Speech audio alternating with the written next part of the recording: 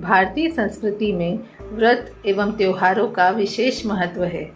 जहाँ ये व्रत एवं त्योहार हमारे जीवन में नई प्रेरणा एवं स्फूर्ति का संवहन करते हैं, वहीं इनसे हमारी सनातन संस्कृति का निरंतर परिपोषण तथा संरक्षण भी होता है।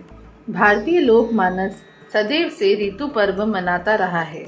प्रत्येक ऋतु के परिवर्तन को मंगल भाव के साथ मनाने के लिए व्रत, पर्व और त्योहारों की एक श्रृंखला लोक जीवन को निरंतर आबद्ध किए हुए है। इसी श्रृंखला में अक्षय तृतीया का पर्व बसंत और ग्रीष्म के संधिकाल का महोत्सव है। वैशाख महीने के शुक्ल पक्ष की तृतीया तिथि को अक्षय तृतीया के नाम से जाना जाता है। मान्यता है कि इसी दिन भृगुवंशी परशुराम जी का जन्म हुआ था, इसलिए अक्षय तृतीया को परशुराम जयंती के नाम से भी जाना जाता है।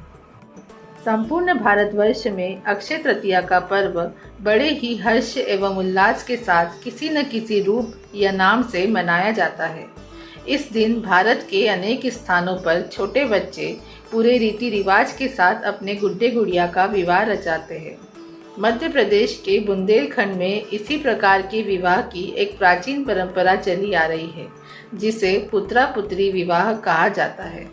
कृषक समुदाय में इस दिन आने वाले वर्ष में वर्षा एवं कृषि की पैदावार आदि के शगुन देखते हैं। ऐसा लोक विश्वास है कि इस दिन जो शगुन कृषकों को मिलते हैं वे 100% सत्य होते हैं। मध्य प्रदेश के मालवा अंचल में इस दिन नए घड़े के ऊपर खरबूजा और आम के पल्लव रखकर पूजा होती है। वैशाखी तीज यानी अक्षय तृतीया को मध्य प्रदेश सहित छत्तीसगढ़, झारखंड, उड़ीसा, आंध्र प्रदेश और तमिलनाडु तक फैला सारा जनजातीय समाज नववर्ष के रूप में मनाता है।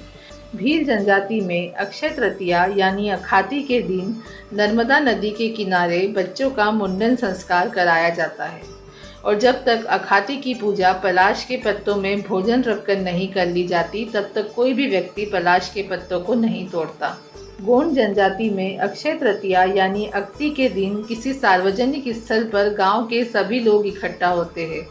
4 मिट्टी के घड़ों को भारतीय माह जैसे आषाढ़, सावन, भादो और कुवार के नाम देते हैं तथा उसमें मिट्टी के ढेले रखकर उनके गीले होने के आधार पर किस माह में कितनी वर्षा होगी इसका अनुमान लगाते हैं और उसके बाद फसल बुआई करते हैं।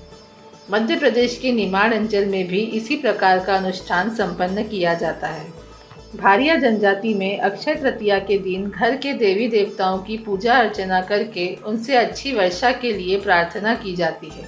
भारिया समाजजन आखा तीज से ही कोरे अर्थात नए मटके में पानी भरना प्रारंभ करते हैं। कोरकू जनजाति में आखा तीज को बहुत ही शुभ और पवित्र दिन माना जाता है। कोरकू समाज में इस दिन विवाह आदि मांगलिक कार्य संपन्न कराए जाते हैं।